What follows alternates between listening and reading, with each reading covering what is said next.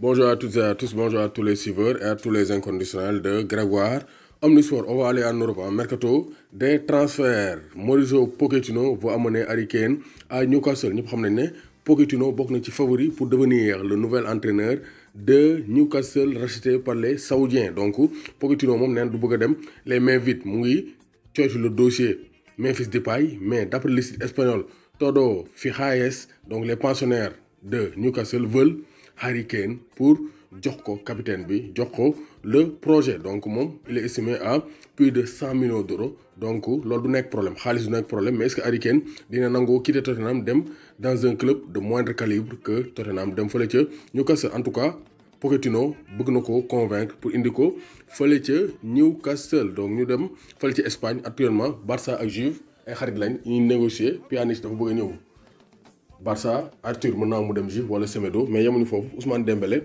mën naa mu relancer wu fële ca Juventus de Turin. Donc d'après les informations de Mundo Deportivo, donc Ousmane Dembélé pourrait en effet rentrer dans le deal entre les deux clubs pour mën a donc dem fële ca Juventus de Turin. Donc Dembélé vraiment annoncé na ne bëgg naa toog, mais Barça Dembélé ak situation blessure yeeg donc scandale yi muy def frasque yi arrangé wul Barça moo tax Barça pour dégraisser il pourrait accepter donc de laisser partir Dembélé à la Juventus de Turin. Donc gis nañ ne aussi donc Cavani mu ngi jéem a négocier ak Inter Milan pour dem fële ca Inter parce que moom Newcastle bëgg na koo jënd, mais il se peut que deal am entre Paris ak Inter pour mën a céder Cavani pour mën a garder Mauro Icardi qui a été exceptionnel avec le Paris Saint-Germain cette saison. Donc AS Roma aussi dañoo bëgg a dégraisser parce que dañ leen bëggoon racheter, dañ ko bëggoon jaay benn investisseur, mais mujjul en tout avec le coronavirus.